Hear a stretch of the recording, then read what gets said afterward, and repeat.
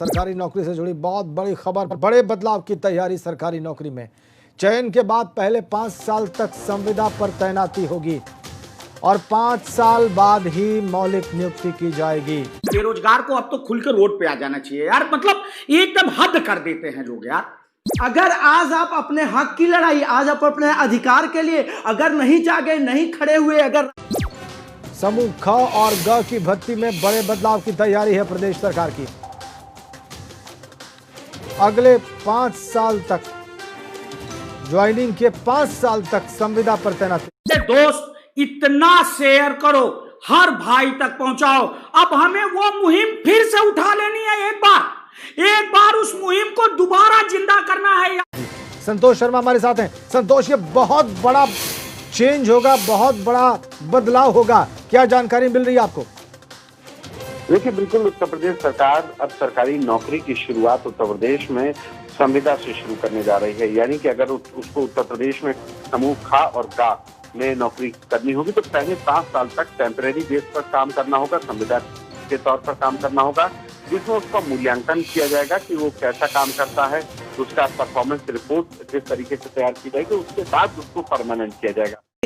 यहां पे आप ध्यान दीजिएगा। लेकिन अगर आज आप नहीं बोले, अगर आज आप अपने हक की लड़ाई, आज आप अपने अधिकार के लिए अगर नहीं जागे, नहीं खड़े हुए, अगर रास्ते पे नहीं चले, अगर आप सामने नहीं आए, तो दोस्तों सिर्फ आप नहीं, आपकी आने वाली पीढ़ी भी उसी गर्त की खाई में चली जाएगी जो आज आप अंधकार वाले दिन को महसूस कर रहे हैं। आज जो आप उठ करके घुटन भरी जिंदगी सुबह से देख रहे हैं, वह घुटन भरी जिंदगी, वह घुटन भरा दिन केवल आपको नहीं, आपको, आपके आने वाली पीढ़ी को, और ये दर बदर पीढ़ी दर पीढ़ी ये आगे की ओर चलती रहेगी।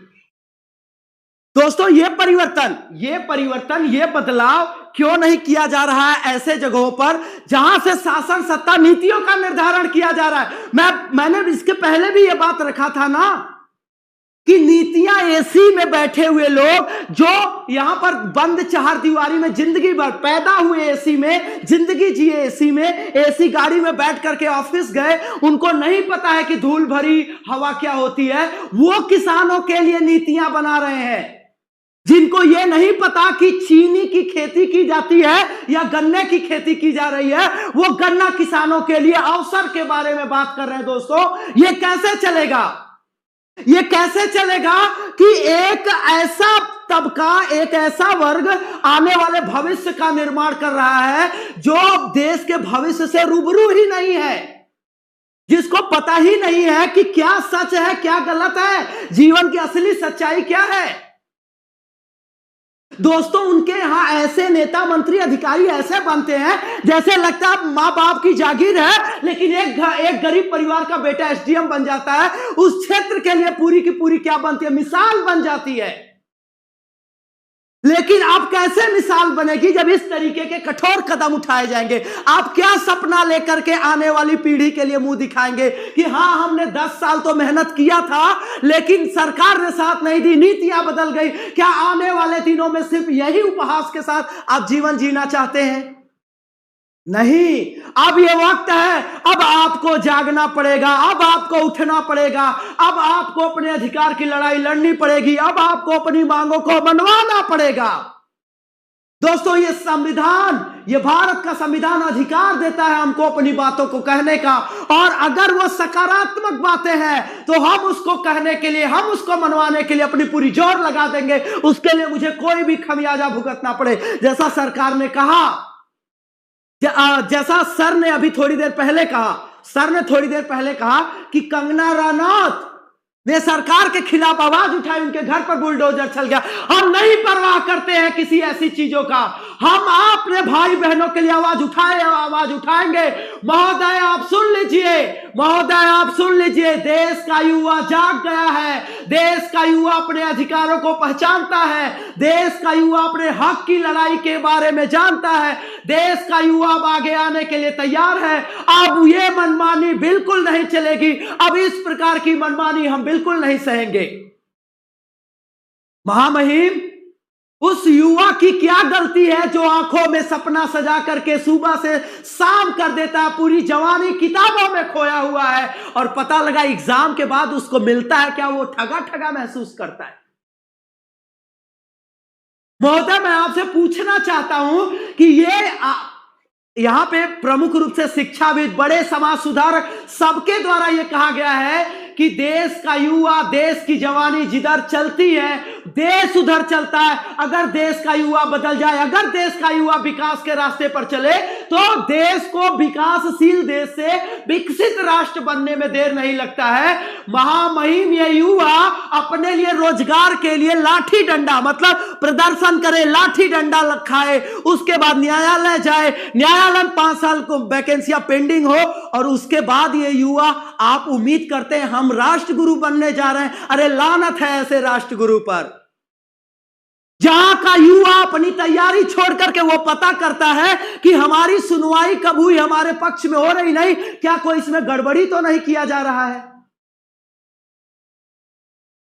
महामहिम महोदय, आप याद रखिए ये युवा है, युवा, और ये किसी भी परिस्थिति से निपटने के लिए तैयार है। आप जितनी चुनौतियां खड़ा करेंगे, ये युवा जाग चुका है अपने अधिकार की मांग के लिए, अपने अधिकार की लड़ाई के लिए। ये हर संभव खड़ा है और खड़ा रहेगा और अपनी मांग करता रहेगा। और दोस्तों, मैं एक बात पूरे गर्व से कह सकता हूं, गर्व नहीं पूरे विश्वास से मैं आपको कह रहा हूं, अगर ठान लिया तो चाहे वो एग्जाम हो, चाहे वो आंदोलन हो, दोस्तों सफलता हम लोगों ने प्राप्त करके रखा है और आगे वही सफलता का इतिहास दोहराते रहेंगे।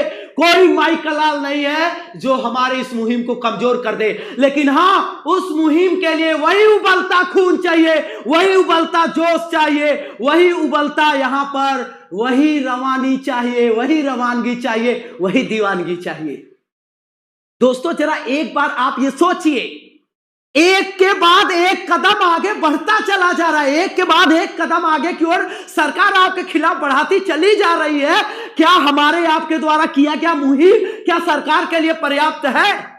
सबसे पहले निजीकरण के बाद वैकेंसियां लटकाना। देखिए मानसिकता कैसे बना, हमें अन्य मुद्दों में भटकाया गया। और दोस्तों एक बात याद रखिएगा, अगर आप नहीं जागेंगे, अगर आप आज संवेदनशील नहीं हुए, तो आप याद रखिएगा जब चुनाव नजदीक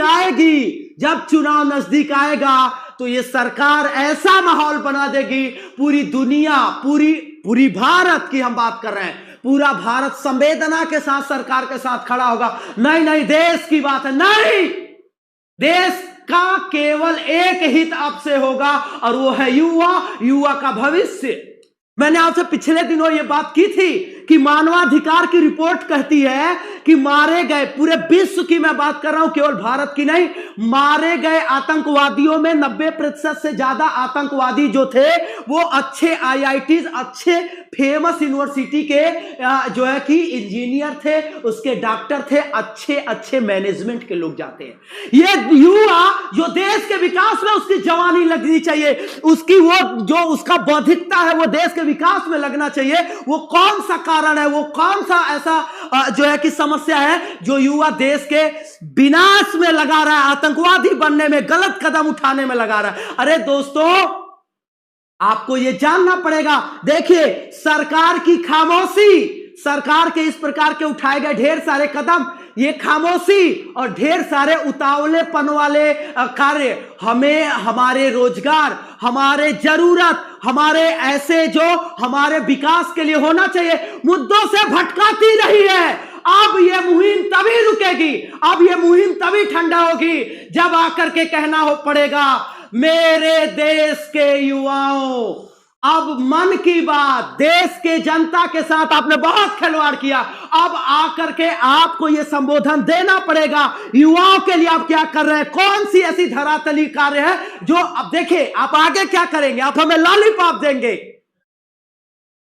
50,000 करोड़ की हमें पैकेज नहीं चाहिए, अब हमें यह चाहिए कि आपने क्या किया है और आगे आप हमें ठोस प्रमाण दीजिए। आप ऐसे आयोग का चयन करिए जो हर साल कैलेंडर निकाले और स्थायी नियुक्तियां करे। यह देश भटकाव के रास्ते पर अब बहुत खामोशी हमने बर्दाश्त किया, अब ये आगे बिल्कुल नहीं चलेगा। लेकिन हाँ, ये आवाज आगे तभी भाई महामहिम तक ये आवाज कैसे पहुंचेगी जब इसको एक जन आंदोलन नहीं बनाया जाएगा। मैं बार बार कह रहा हूं, ये आज का ही हमारा प्रदर्शन ये राष्ट्रव्यापी बन सकता है अगर आप सब